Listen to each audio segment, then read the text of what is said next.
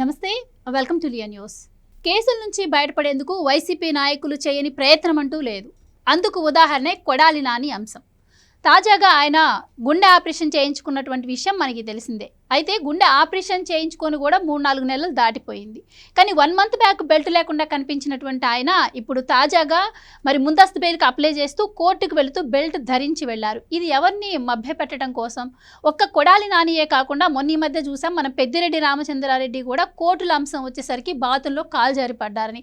ఇలా చెప్పుకుంటూ పోతే వైసీపీ నాయకులు చాలా మందే ఈ కోవలోకి వస్తారు. సో కోర్టులు కూడా వీటిని ఎంతవరకు పరిగణించవచ్చు, మరి వీటి వెనుక నిజాలు తెలుసుకునే ప్రయత్నం కోర్టులకు ఉండదా?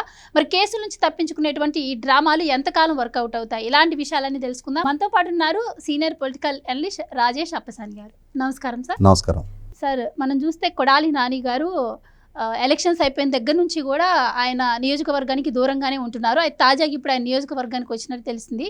అది కూడా బెల్ట్ ధరించి వచ్చారు, కోర్టులో ఏదో ముందస్తు బెయిల్కి అప్లై చేయడం కోసం అని.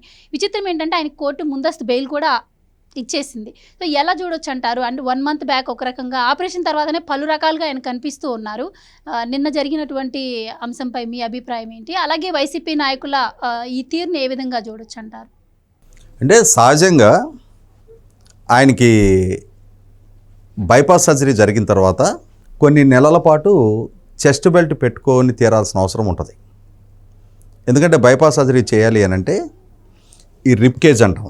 ఈ రిప్ కేజ్ బ్రేక్ చేసి సర్జరీ చేసిన తర్వాత మళ్ళీ తిరిగి ఈ రిప్ కేజ్ని మళ్ళీ కలిపి స్టిచ్చింగ్ చేస్తారు.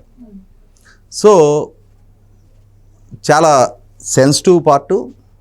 ఆ సెన్సిటివ్ పార్ట్ కాబట్టి ఆ రిప్ కేజీ అతుక్కునే వరకు, పూర్తి స్థాయిలో అతుక్కునే వరకు ఎటువంటి ఒత్తిడి కలగకుండా ఉంచడం కోసం బకెట్లు ఎత్తడం లాంటి బరువులు ఎత్తొద్దని చెప్తారు. కిందకు వంగి ఏదైనా తీసుకోవాలంటే తీసుకోవద్దని చెప్తారు. ఎందుకంటే నాకు కూడా బైపాస్ సర్జరీ అయ్యింది కాబట్టి నాకు ప్రత్యక్షంగా అనుభవం ఉంది. అది అప్ టు 1 మంత్ అయితే కంపల్సరీ చెస్ట్ బెల్ట్ పెట్టుకోవాలి. పరిస్థితిని బట్టి 2 నెలల వరకు, అంటే దాదాపుగా ప్రికాషనరీగా 2 నెలల వరకు పెట్టుకోమని చెప్తారు.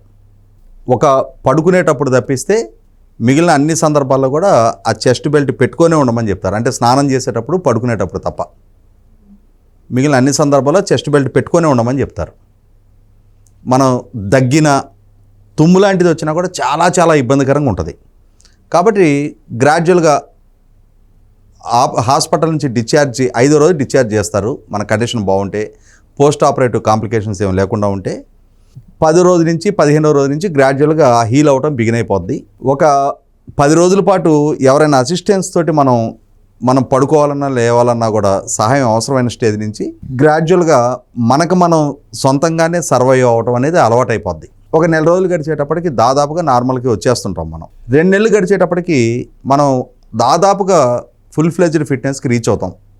స్నానం చేసే సందర్భంలో కూడా వంగి బకెట్లో నీళ్లు తీసుకోవద్దని చెప్తారు. హైట్గా స్టూల్ పెట్టుకొని ఆ స్టూల్ మీద బకెట్ పెట్టుకొని చేయాల్సిన పరిస్థితి. ఇప్పుడు కొడాలి నాని కూడా అదే సిచ్యుయేషన్ హ్యాండిల్ చేశాడు కాబట్టి అప్ టు 2 మంత్స్ తను ఆ ఫిట్నెస్ సంతరించుకునే వరకు ఆ జాగ్రత్తలు పాటించే తీరాలి. కానీ ఇక్కడ మనం గమనించుకోవాల్సింది ఏంటంటే April 2 తనకు ఆపరేషన్ అయింది. ఒక 1 నెల రోజుల క్రితం తను హైదరాబాద్లో ఒక మ్యారేజ్ ఫంక్షన్కి అటెండ్ అయినట్టుగా ఫోటోలు బయటకు వచ్చాయి. ఆ ఫంక్షన్కి అటెండ్ అయిన రోజు తను చెస్ట్ బెల్ట్ పెట్టుకొని లేడు. చాలా హెల్దీగానే ఈ ఆపరేషను పోస్ట్ ఆపరేటివ్ కాంప్లికేషన్స్ ఏమి లేకుండానే కోలుకొని చేతులు ఇట్లా కట్టుకొని ఆ ఫంక్షన్లో తను నిలబడి తన సన్నిహితులతో మాట్లాడుతున్న ఫోటోలు బయటకు వచ్చాయి. పర్లేదు, బాగానే కోలుకున్నాడని చెప్పని అనుకున్నాం. మనం కోలుకోవాలి కూడా. అతనికి ఏదో అనారోగ్యం రావాలి, అతనికి ఏదో హాని జరగాలని చెప్పని మనం కూడా ఎవరం కోరుకోం. మరి నెలనాడు ఫంక్షన్కి అటెండ్ అయినప్పుడు చెస్ట్ బెల్ట్ పెట్టుకునే అవసరం లేని కొడాలి నాని నిన్న నెల గడిచిన తర్వాత, అంటే రేపు 2వ తారీఖు వస్తే అతనికి ఆపరేషన్ అయ్యి 3 నెలలు పూర్తవుతుంది. కోర్టుకు మాత్రం చెస్ట్ బెల్ట్ పెట్టుకొని రావటం ఏంటి అంటే, తనకి హార్ట్ ప్రొసీజర్ జరిగింది, తాను అనారోగ్యంతో ఉన్నాడు కాబట్టి నా మీద ఫర్దర్గా కేసులు లాంటి ఏదైనా మీ దృష్టికి వచ్చినా కూడా దీన్ని దృష్టిలో పెట్టుకోండి అని చెప్పని కోర్టులో ఒక సింపతి గెయిన్ చేసే టాక్టిక్స్ అవి. అంటే మెడికల్ సర్టిఫికేట్స్ ఉంటాయి, ఇస్తే సరిపోవంటారా? అంటే అవి చూపించే విధంగా కూడా రావాలంటారా కోర్టులకి? అదే చెప్తున్నా. ఇప్పుడు సహజంగా ఏమొద్దంటే సింపతి గెయినింగ్ టాక్టిక్స్లో వైసీపీ పార్టీ ఆరితేరిపోయారు. ఎందుకంటే ఆ పార్టీ ప్రస్థానం బిగినైంది, ఆ నాయకుడి ప్రస్థానం బిగినైందే వాళ్ళ నాన్నగారి మరణం నుంచి. కాబట్టి ఏంటంటే ఆ సింపతి ఏ విధమైన అడ్వాంటేజ్ కలిగిస్తుంది అనేది అనుభవపూర్వకంగా వాళ్ళు రుచి చూస్తున్నారు. సింపతి నుంచి ఎమర్జ్ అయిన పార్టీ, వాళ్ళ చిన్నాయన మరణాన్ని అడ్డు పెట్టుకొని మరింత సింపతి రప్పించుకున్న పార్టీ. అలాగే 2019 ఎన్నికలకు ముందు జగన్మోహన్ రెడ్డి గారి మీద కోడికత్తి పేరిట ఒక ఇష్యూ జరిగింది. సహజంగా వాళ్ళ శ్రేణులేమో ఆయన్ని పులి సింహం అంటుంటాయి. ఆయనకి ఇక్కడ ఈ షోల్డర్ మీద ఇంత 4.5 mm ఎంతో ఉంది. అంత చిన్న ఘాటు పడితే దానికి మనందరం చూసాం. ఆయన చాలా హెల్తీగానే నడుచుకుంటూ వెళ్ళి ఫ్లైట్ ఎక్కాడు.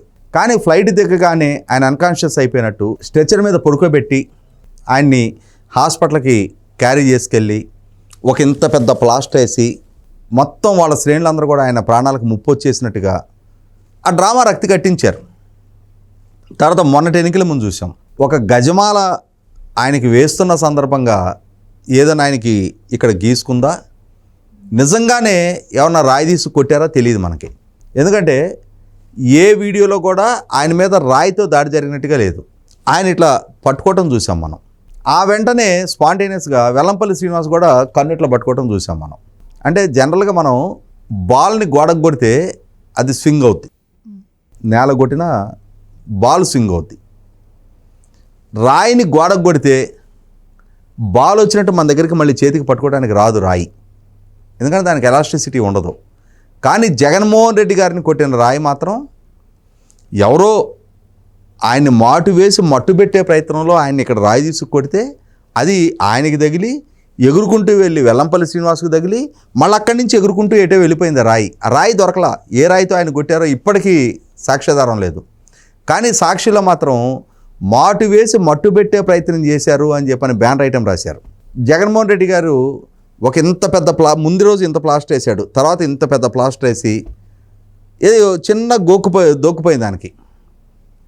10 రోజులు 15 రోజులు దాన్ని తీటలా. వెల్లంపల్లి శ్రీనివాస్ కూడా ఇదే మెయింటైన్ చేస్తున్నాడు.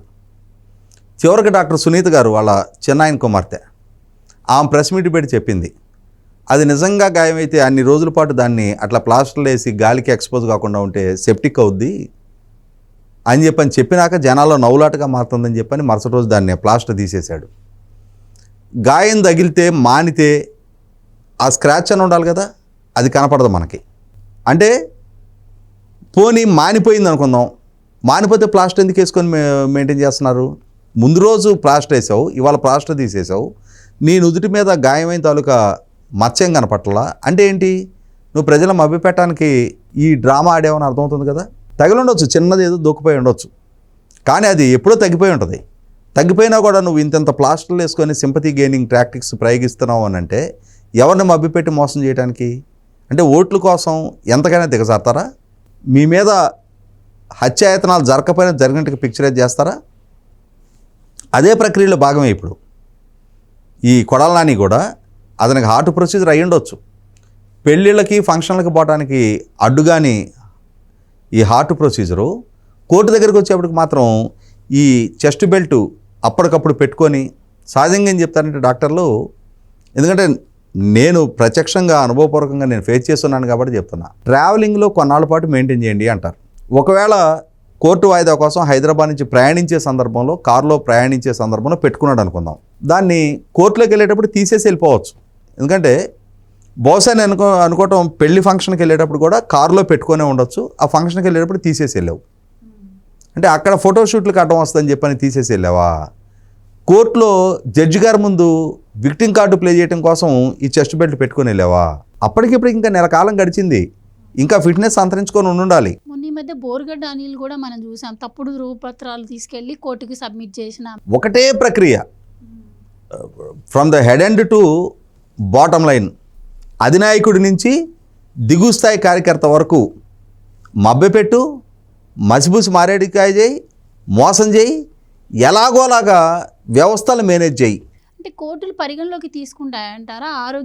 ఆరోగ్యానికి సంబంధించి వాళ్ళకి ఏమైనా ఇష్యూస్ ఉంటే అవి కోర్టు పరిగణలోకి తీసుకుంటాయంటారా శిక్ష విధించే ముందు, తీర్పు వెలువరించే ముందు? అంటే కొంత వెసులుబాటు కల్పిస్తారు. ఇప్పుడు ఓపెన్ హార్ట్ సర్జరీ లాంటి సర్జరీ జరిగి ఉన్న తర్వాత బెయిల్ ఇచ్చే విషయంలోనో ఇంకొక విషయంలోనో అండర్గోయింగ్ ట్రీట్మెంట్ కాబట్టి, ట్రీట్మెంట్లో ఉండుంటారు కాబట్టి, ఫ్రీక్వెంట్గా చెకప్స్ ఉంటుంటాయి కాబట్టి, కొంతవరకు మెడికేషన్లో ఉంటారు కాబట్టి, రికవర్ అవ్వాల్సి ఉంటారు కాబట్టి, కొంతవరకు వాళ్ళ మీద ఉన్న కేసులు ఆరోపణల దృష్ట్యా అది వెసులుబాటు కల్పించదగ్గ కేసు అయితే, అప్పటికప్పుడు బెయిల్ ఇచ్చి పంపించేదగ్గ కేసు అయితే పరిగణలోకి తీసుకొని వాళ్ళకి ఆ వెసులుబాటు కల్పిస్తారు. దానికోసం ఈ జిమ్మిక్కులు అవసరంలా. ఇప్పుడు ఓపెన్గా చెప్పొచ్చు, సార్ నాకు సర్జరీ అయింది సార్, నేను ట్రీట్మెంట్లో ఉన్నా, ఏదైనా ఉంటే నాకు బెయిల్ ఇవ్వండి, నేను విచారణకు సహకరిస్తా అని చెప్పని ఓపెన్గా చెప్పుకోవచ్చు. దానికి ఈ డ్రామాలు, ఈ విక్టిమ్ కార్డు ప్లే చేసే ప్రయత్నాలు అవసరంలా. అంటే ఇవి చేయటం వల్లే ఇవాళ ప్రజల్లో వాళ్ళని వాళ్ళు పలచన చేసుకుంటా ఉన్నారు. నిజంగానే నువ్వు బాధితుడిగా ఉండుంటే అన్ని సందర్భాల్లో నువ్వు అదే విధంగా ఉండాలి. కొన్నాళ్ళు పెళ్ళిళ్ళకి వెళ్ళకు, ఏం కొంపలు మునుగుతాయి? ఇప్పుడు నీకు సన్నిహితులైనా సరే నీకు హార్ట్ ఆపరేషన్ జరుగున్నప్పుడు నువ్వు రాలేదని ఎవరు అనుకుంటారు? మీ ఫ్యామిలీ మెంబర్స్ వెళ్ళి కనిపించి వస్తారు.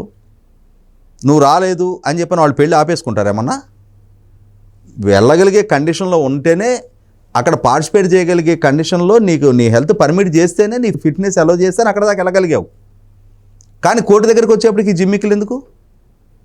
అంటే వీటి వల్ల వీళ్ళని వీళ్ళు పలచన చేసుకుంటా ఉన్నారు. వీళ్ళు మారరికి ఇంతే, వీళ్ళ నైజంలో మార్పు రాదు, వీళ్ళ వైఖరి ఇలాగే కొనసాగుతూ ఉన్నందు కాలం మనం వీళ్ళని పరిగణలోకి తీసుకునే అవసరం లేదు. వీళ్ళని ఓడించి మనం మంచి నిర్ణయమే చేసామని చెప్పని ఆ ప్రజలు కూడా రియలైజ్ అంటే మళ్ళీ సెకండ్ థాట్ గురించి ఆలోచన చేయకుండా, ఏమోలే పాపం నాని ఒకప్పుడు మనకి 4 సార్లు గెలిపించున్నాం కదా, ఓడించాను పొరపాటు చేశామేమో అని చెప్పని మళ్ళీ పునరాలోచించుకోకుండా వాళ్ళ ఒరిజినాలిటీకి వాళ్ళు కన్ఫైన్ అయి ఉన్నారు.